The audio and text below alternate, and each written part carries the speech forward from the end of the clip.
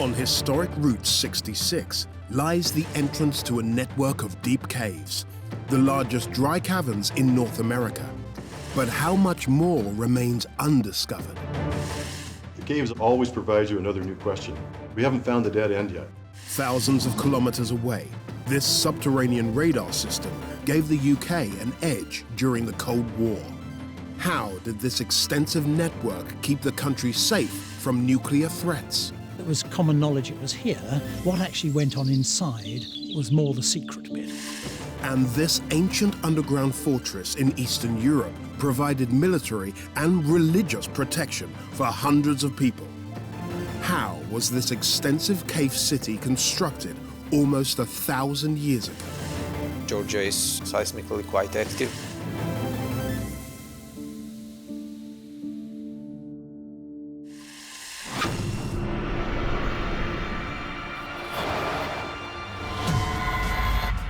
Beneath our feet lie extraordinary subterranean spaces.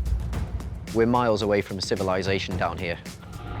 Caves, mines, and networks of tunnels. The jewel in the crown for underground technology. Some designed and built by humans. Others formed by nature over millions of years. How were they created and adapted? By whom and why? If the enemy takes one section, he's not able to stand down there and shoot into the other section. Throughout history, life underground has captured our imagination. It creates very frightening but also very beautiful experience. Now we're taking you further and deeper. There's all kinds of wild theories about what could be below. To unearth the mysteries, the secrets, and the wonders of these underground worlds.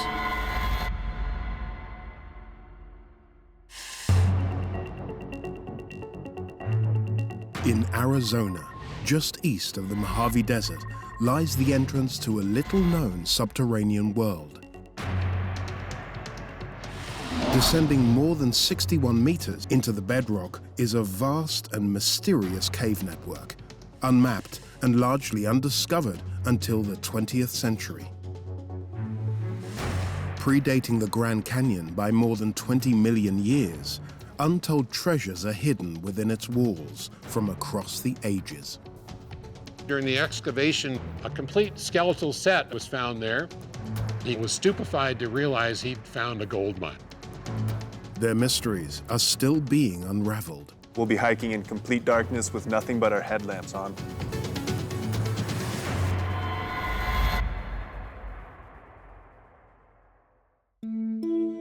In 1927, a woodcutter named Walter Peck was riding his horse to a poker game when he almost fell into a concealed hole in the ground. His horse refused to go any further along this trail in the dark on a moonless night. His horse was smart enough not to drop him 225 feet into the ground. Walter came back the next day with a lantern and being lowered in by his buddies, realized he had found a great big cavern. This is the original location that Walter Peck found in 1927. I'm standing right on top of the metal doors that lead down to a series of ladders and switchback stairs that was used all the way until 1962. As he peered inside, Peck was stunned by how far into the earth he could see. From the time his feet touched the ground, Peck thought he'd struck gold. Eager to start mining and sensing a change in his fortunes, Walter borrowed money to lease the 600 acres of land above the caves. Walter came down on that first day with his lantern. He got over here to this wall, was stupefied to realize he'd found a gold mine. Turned out he hadn't. There was no gold in these caves. All he had was iron oxide and a wonderful, great big giant hole in the ground. But Peck was just beginning to realize how unique this cavern system would turn out to be. We're in the halls of gold. It has 90-foot ceilings. There are other big rooms, but they're nowhere near as big as these. It's just a magnificent cathedral-like space. Understanding what created these magnificent caves reveals something unexpected. While 97% of the world's caves are still in the process of being formed, with water actively cutting new channels through them, this cave system is incredibly unusual. Today, these caves are bone dry, frozen in time, essentially unchanged since the water table dropped millions of years ago. Geologist Paul Jurgensen began studying and mapping the dry caves in 1993. Grand Canyon Caverns is in the Mississippian limestone, so it puts it about 323 to 360 million years. So it's a very ancient limestone. During its formation, the limestone cavern was submerged underwater. The caverns were made from water flowing from down below up and eating away at the limestone and creating the vast chambers over many millions of years. Volcanic activity released sulfuric acid that swirled among the rocks. The sulfuric acid was going up the wall here as a column and eroding away the rock, smoothing all of the rough edges, creating these scallops. It's very similar to what you'd have in a beach setting or a stream. This later stuff here was formed as the cave dried out. So the water table dropped, and this other stuff was able to get in as it was what we call an aerial deposition. So there was little tiny particles of moisture that had the calcium in it and was able to stick on here. Paul's research has revealed some bizarre atmospheric patterns in the cavern's airflow, particularly in an area known as Mystery Hill. The mystery is to where the air goes in the caverns. We have air exchange from the surface. High pressure blows air in, low pressure the cave breathes out. Today the cave is breathing out because the humidity is high here. We're looking at 60%. Earlier in the day it was at 50%. We're on the top of a hill, there's no water, there's no lakes, no streams. So where's the water coming from? Where's the moisture? That's a really good question. There's all kinds of wild theories about what could be below. It could be a lake or a pond or something that's holding water, so it's a mystery for us. I hope that we break into a sealing passage and that we have to get a boat to go across it. Today, geologists like Paul are still searching for clues within the rock. But back in the early 1900s, Peck was more interested in pulling in the crowds to marvel at the strange subterranean world. This is the original entrance. From 1927 until about 1936, it was the dope on a rope. They tied a rope around your waist and lowered you down with a lantern. You could explore as far as you wanted to go, but at some point, you yanked on the rope and hopefully they were paying attention and they pulled you up. Peck was determined not to lose money on his investment, and he devised an even more exciting opportunity to reel in visitors. In one of Walter's earliest journeys, he found some bones on a ledge about 40 feet down from the natural entrance. Walter, being a marketing genius in a way, quickly decided that those bones must belong to cavemen. People came from all around to see where cavemen had lived. The tourist attraction here was absolutely crazy. More sales tax here than the Grand Canyon National Park. But the bodies weren't early humans, and Peck never really thought they were. So he kept it quiet, but there had been a saddle for a horse lying next to the bones where he'd found them. The remains were later tested and confirmed to be Wallapai Native Americans who had died of flu in the winter of 1918. It turned out that the Wallapai had used the ledge as a temporary morgue in the winter and that some remains had been left there. The caves had actually been known and used by the Wallapai people for centuries. Wallapai really objected to this route because it went through what they considered a sacred ledge. The accurate identification of the bodies hurt Peck's publicity. Had Peck's luck ran out? Or could a mysterious change of fortune help him reinvent Grand Canyon Caverns.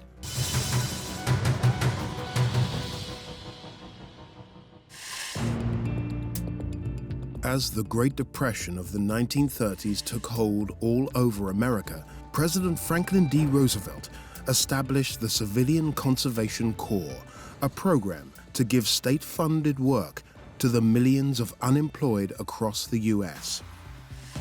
One of their first projects in Arizona was to build a new entrance to the Grand Canyon Caverns. The project was of particular interest to Walter Peck. Walter said, I really need a better way into my cave. And so they built this fantastic suspension bridge, all of the materials of which are from the building of Hoover Dam. There's still concrete on the side of the boards. The cables are from the dam building itself. It made it a lot easier with ladders and switchback stairs at the top of this for people to come down. The new entrance meant that more people could enter the cave at a time. Seeing the financial opportunity, Peck upped the prices to 50 cents per person. But the caves never made Peck the millionaire he'd hoped to be. And in 1957, he sold the land to a family with a new vision.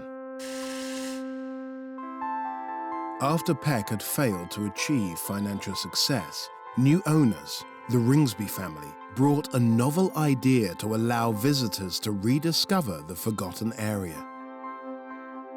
We sealed off this old entrance, and they started the new elevator route.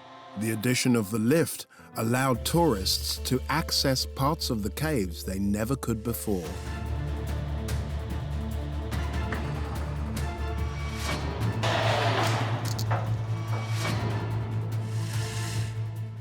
We're going to go in the entrance, which is our original and natural entrance into our first big room.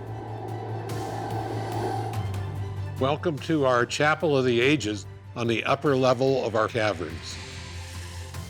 And for the more adventurous, Chris Cadletts is in charge of leading extreme cavern tours, We'll be hiking in complete darkness with nothing but our headlamps on. taking visitors into uncharted sections of the caves. Wild Tours gives guests the opportunity to go off trail and do some real caving in places where very few people have been before. Chris takes an active role in the exploration work carried out by geologist Paul Jurgensen. Seeing how much Paul and the rest of the cavers have found over the past 20 years has really inspired, I think, a whole younger generation of cavers as to how much more there can really be in this cave, you know. Tons of cracks and crannies riddled throughout the entire cave. The caves always provide you another new question until you get to a total dead end, but we haven't found the dead end yet. Chris and Paul work with other geologists and cavers to map the rest of the system in the hope of discovering new tunnels. We're looking to find out where the air goes and why the air comes out back moist again. And that's where the real excitement is. If we were to find water, we would likely then find life. Life is paired with water, so there's opportunity for new species and all sorts of exciting things. And life was exactly what was found in 1958 by the Ringsby family. Right here during the excavation for our stairway, a complete skeletal set was found.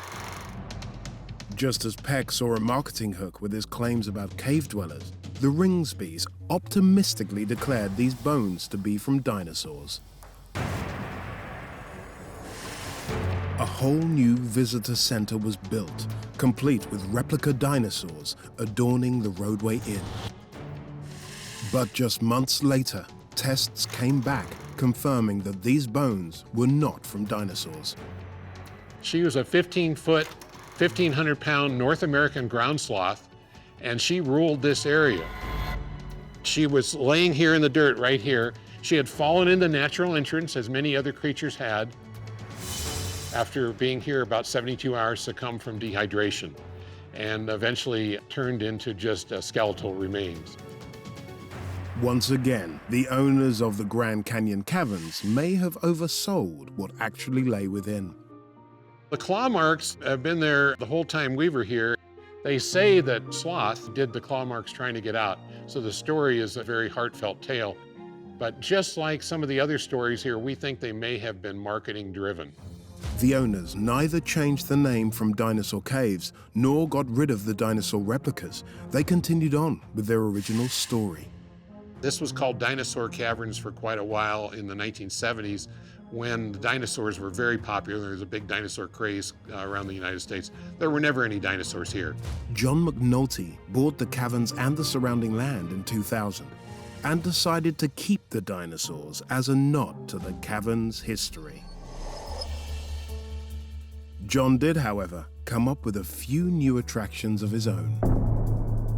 I had a great idea to put a dining spot down here, and I found this spot, which I thought was perfect for it, with our beautiful view of the Hall of the Ages.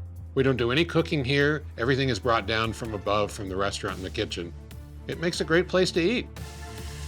And if dining underground isn't enough, the caves offer another one-of-a-kind experience unlike anywhere else in the world.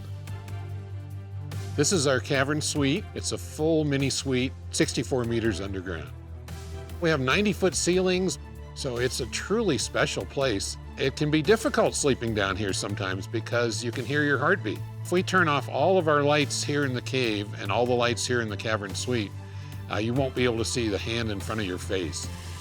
Within 40 seconds, your brain will be so confused about what's up and what's down that you no longer will be able to walk. You can barely crawl.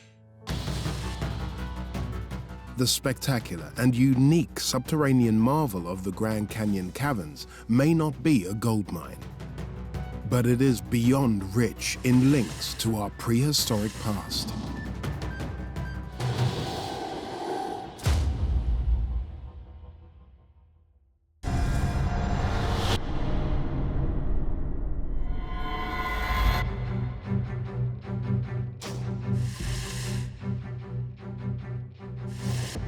As nations emerged from a brutal Second World War, they did so in a very different reality, a nuclear world. Across the country, Britain was bolstering itself against a new enemy in a Cold War, and they went below ground. Nothing had been done like it anywhere in the world. Dozens of innocuous-looking buildings hide entrances to what were once the nation's most important secret network. Every day, this was on alert. Equipped with the latest radar system and large operational bunkers, these lairs were tough enough to withstand a nuclear attack. And that any radiation that had got in here couldn't get through these doors.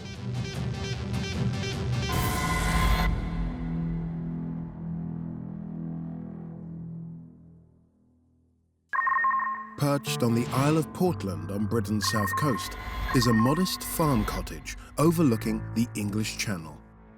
Portland has been a military island for hundreds of years. Henry VIII actually built Portland Castle to defend Portland Harbour. It has sustained a military presence ever since. This unassuming farmland was the ideal location for a top-secret Cold War installation, providing around-the-clock surveillance of the skies. And dotted around the countryside are strange, unidentified concrete buildings. To protect the nation from Russian military nuclear threats, the British government developed this advanced air defense radar system, codenamed Rotor. Sue Ilsley has run a farm on the land for the last 10 years. All of these concrete buildings back in the day of the rotor radar system would have had rotary radars mounted on the roofs. They're now being used as animal shelters. Rotor stations were radar lookout posts linked to above-ground equipment for scanning the skies 24 hours a day, 7 days a week. When the rotor radar systems were built around the country, the threat to the UK from the Soviet Union was really real. They wanted an early warning system for nuclear bombs from Russia. Sue holds the key to one of these vast subterranean military relics lying forgotten deep below her farm. There's a rotor radar station bunker under the house. Visitors that come to visit us at the farm and visit the animals, they would have no idea what they're actually walking above.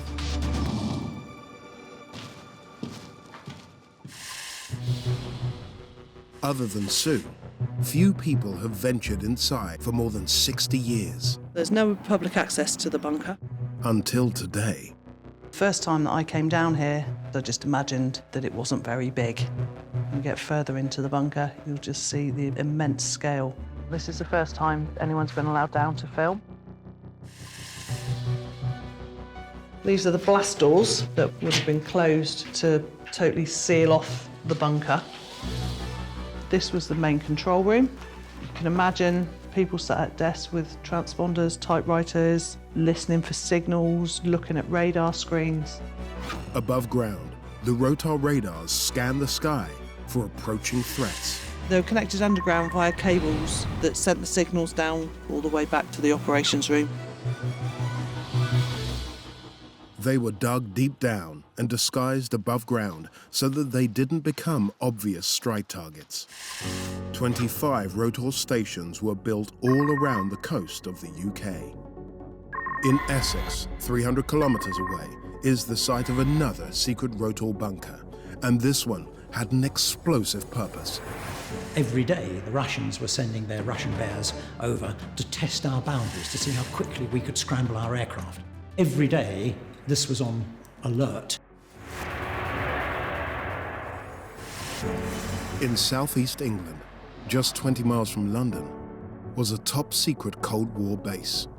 The Russians had got more H-bombs than anybody else in the world. That tension meant that obviously war was imminent, so there was a sudden panic to try and get a defensive system going. Its sole purpose was to detect approaching Russian bombers and prevent a nuclear Armageddon. Culverton Hatch was the central rotor station for Greater London and used as a regional government headquarters. If under nuclear attack, the bunker could hold hundreds of military and civilian personnel for up to 3 months.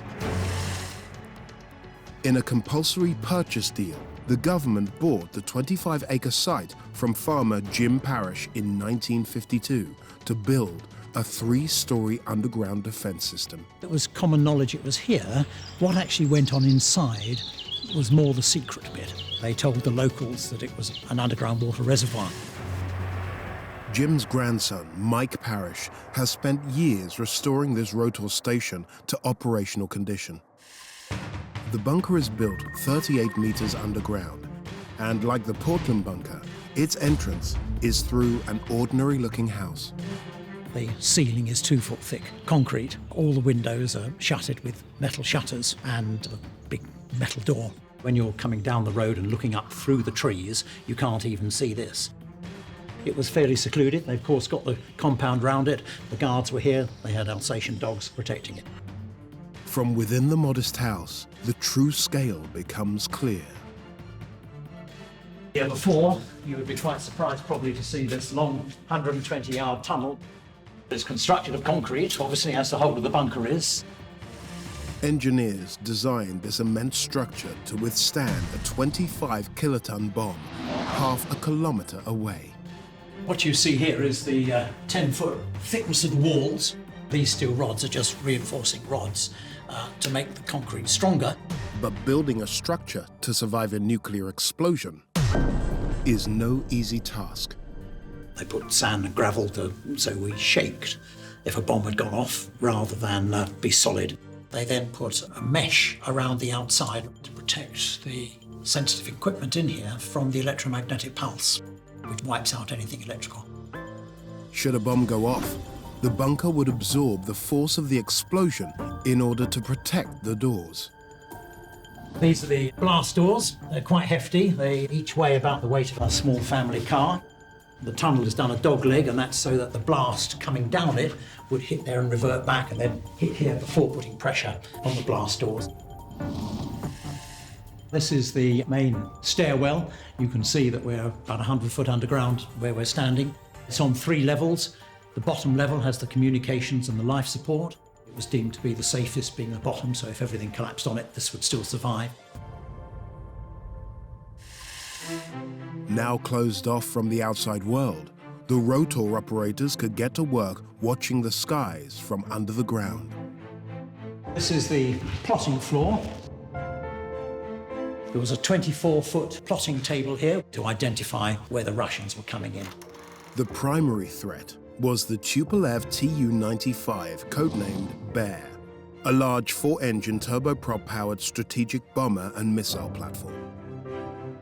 You had to react quickly. Every day, the Russians were sending their Russian Bears over to test our boundaries, to see how quickly we could scramble our aircraft. Every day, this was on alert. How the top-secret team tackled their mission was rather surprising. Triangulation team were fed information from outside radio points, and they would have a table with a bit of string, and they would pull that string out and lay it across that bearing that they'd been given. They'd get another bearing from another radio station, and they'd pull out a bit of string, and hopefully they got a third one. That was where the triangulation was, that's where the aircraft were. Communication between the 25 rotor stations was of paramount importance. The teleprinter was the main form of communication. You typed your message, but when it came out the other end, it came out as a message with holes punched. And that was then fed into a reader and printed out. The communications network connecting the stations across the country was way ahead of its time. They had a system called the chicken wire system. If you wanted to talk from Horsham up to, say, Preston, well, you do so via Coventry. But if a bomb had gone off on Coventry, well, obviously you could make your way round and still get to the same place. The prototype communications network would later provide the infrastructure for the early internet. We had that, the Americans had it, and the Europeans had it. And that's why the World Wide Web was able to get up and running so quickly. The Cold War became a catalyst for an explosion of technical innovation, with each invention outdoing the last. The rotor system was built to spot these missiles coming over from Russia, and nothing had been done like it ever before anywhere in the world. Yet civil defense technology was evolving fast.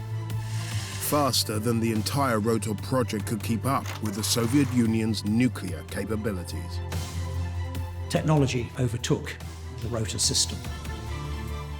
It was the big white elephant of its era.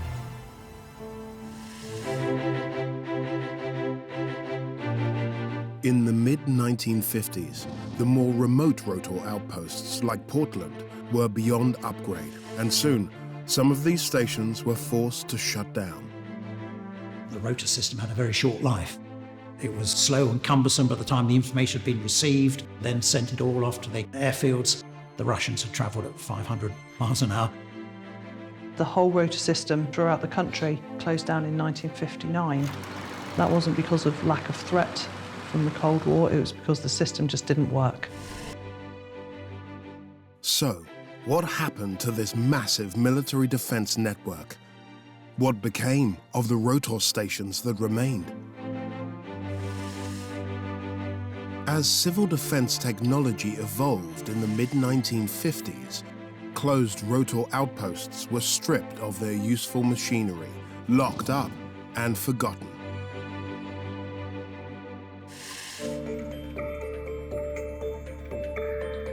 But not all of the 25 rotor stations were decommissioned. The Kelvedon Hatch station near London was converted into a regional government headquarters and renovated to accommodate 600 people for up to 3 months in the event of a nuclear strike. This is the London bunker. Had a bomb gone off, central government wouldn't be able to govern. They would have had life and death decisions about their area. If under attack, engineers had come up with a unique solution to ensure the safety of the occupants. If there was a nuclear attack, the blast doors would be shut, and the air would then be going into the bunker and maintaining the bunker at a positive pressure, higher pressure than outside. That meant that any radiation that had got in here couldn't get through these doors because obviously it's being repelled by the higher pressure. engineers also designed a way to ensure that the people inside had access to clean air after a nuclear blast. The fresh air is coming through an air vent behind us there, and normally that fan over there is going, and that then pumps the fresh air into the bunker. If the bomb had gone off, though, then that fan would have been shut off, and this one here switched on, and this one is connected to the nuclear, biological and chemical filters. Industrial-scale systems, combined with hundreds of people in a confined space, meant engineers needed to solve the problem of regulating the temperature. If you had 600 odd people down in the bunker, each producing a kilowatt of heat an hour, it would obviously, when we're shut down, get very, very hot. So it was important that the air was kept chilled. The fresh air goes through more filters, and then it goes through here a very fine mist of water. And that not only scrubs the air for any radiation dust that may have got in, but also is cooling it. Not only was the bunker designed to keep people safe, but it was also equipped to meet basic human needs. This is one of the dormitories. 400 to 600 people down here. Obviously you've got 600, 3 shifts, you need 200 beds. And so they used the hot bed system, just like you do in submarines. One man got out and the next man got straight in. Sleeping wasn't the only necessity that had to be planned for. What happened when nature called? Below this concrete floor, there is a large tank that all the sewage flows into, and the compressor keeps the tank full of pressured air. When the little tank is full of sewage, it triggers the thing and it blows it up the pipe there, marked DS, dirty sewage, and that then blows it to the top of the bunker, where it then runs down by gravity into the bespoke sewage fields. Mammoth underground bunkers like Portland and Calverton Hatch were the height of technical engineering at their conception.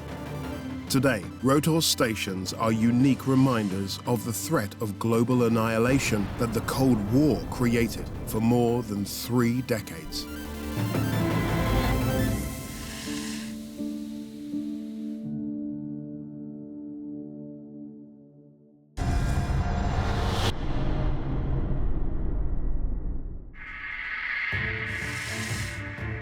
Deep in the Caucasus Mountains of Georgia in Eastern Europe looms an enormous network of artificial caves and tunnels.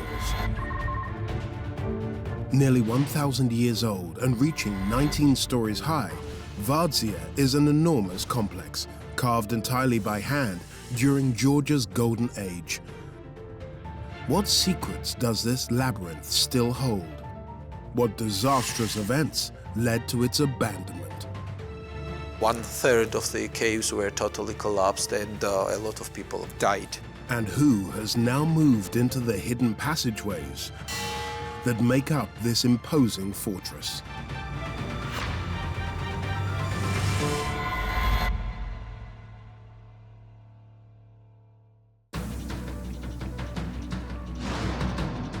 In the late 12th century, as most of Western Europe languished through medieval times, the nation of Georgia was coming of age.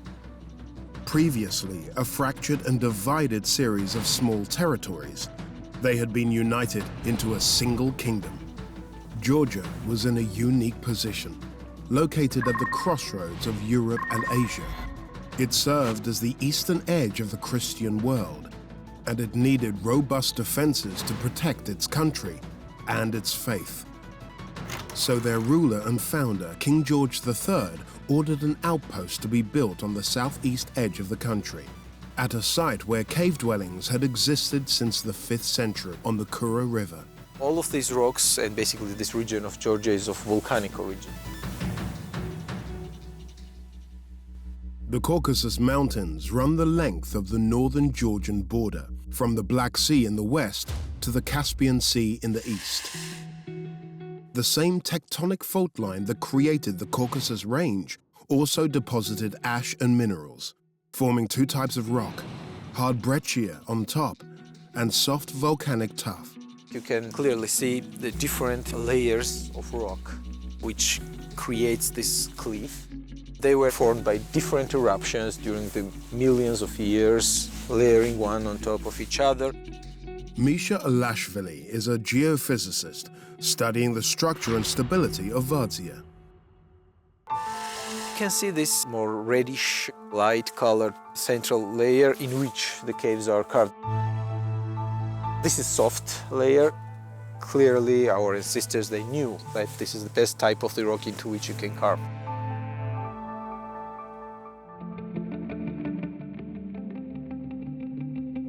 Residents of the Kura Valley had begun carving living spaces into the soft tuff of these cliffs as early as the 5th century BC.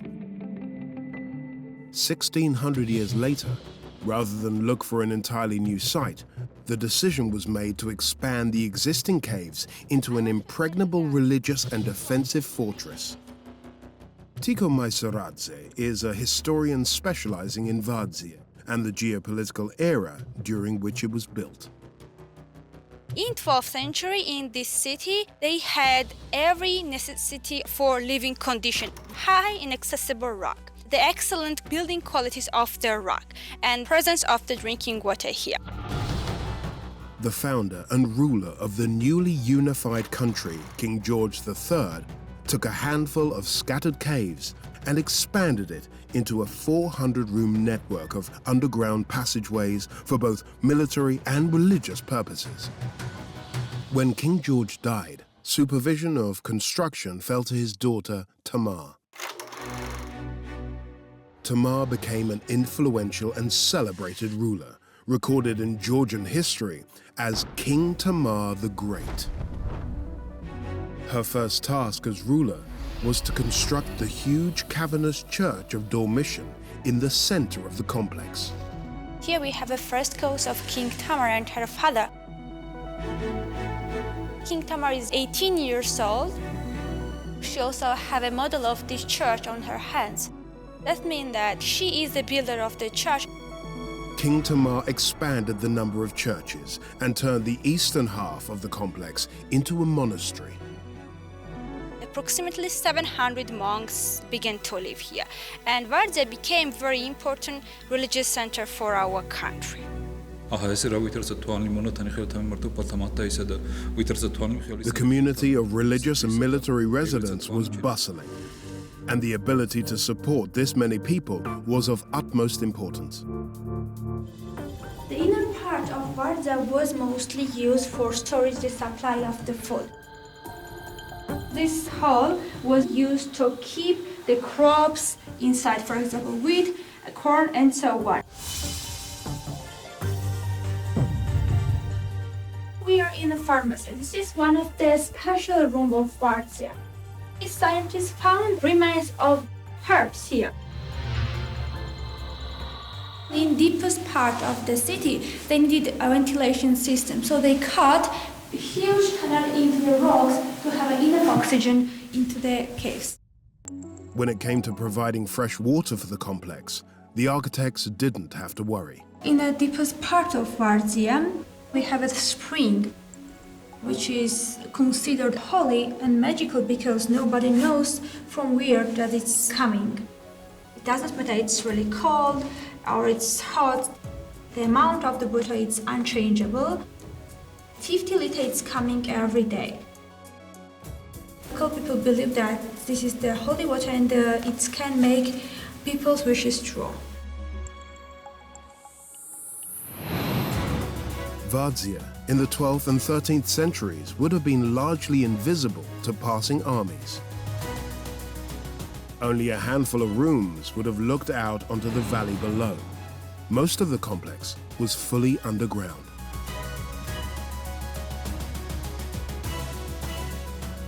Right now we are behind the main church of the Vardzia. And as you can see, it's a really large cave into which few walls of the church were built.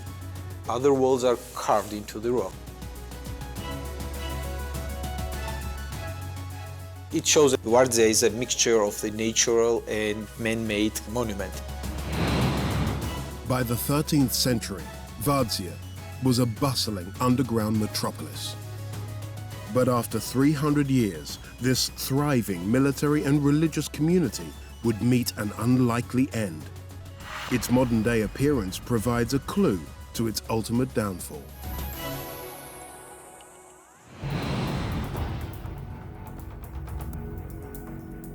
Georgia is seismically quite active, and especially this part of the Georgia where we are right now. River Mtquari, which just goes in front of the Vardzia, it follows the major tectonic fault.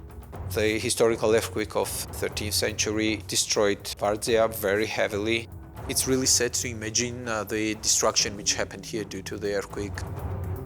At least 1/3 of the caves were totally collapsed, and a lot of people died.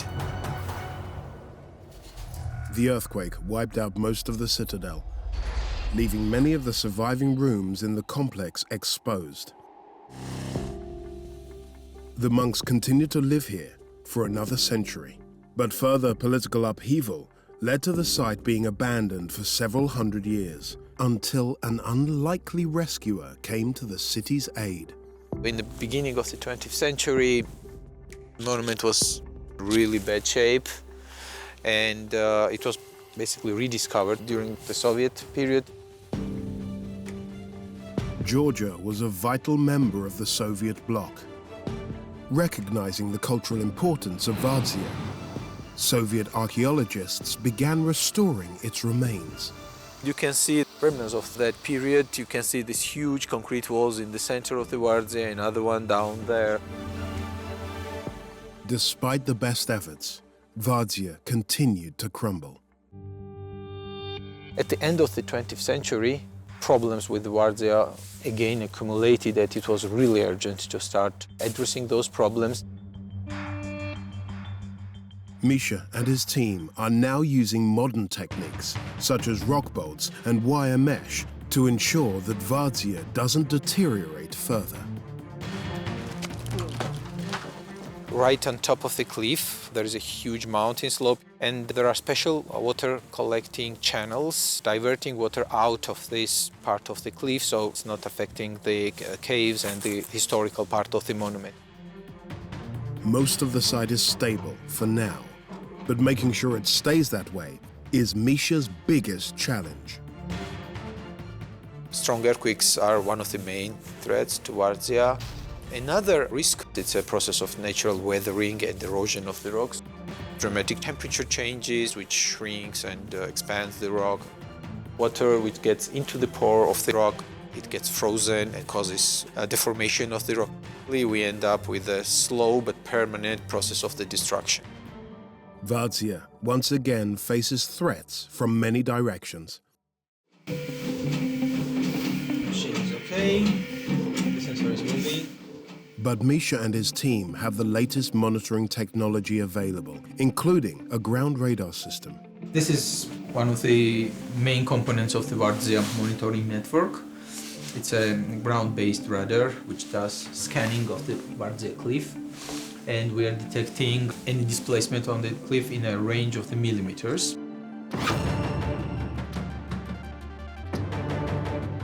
Any of these red or blue spots are showing either positive or negative displacement. Working on developing the early warning system. In case any significant displacement, the radar should be issuing a special alarm.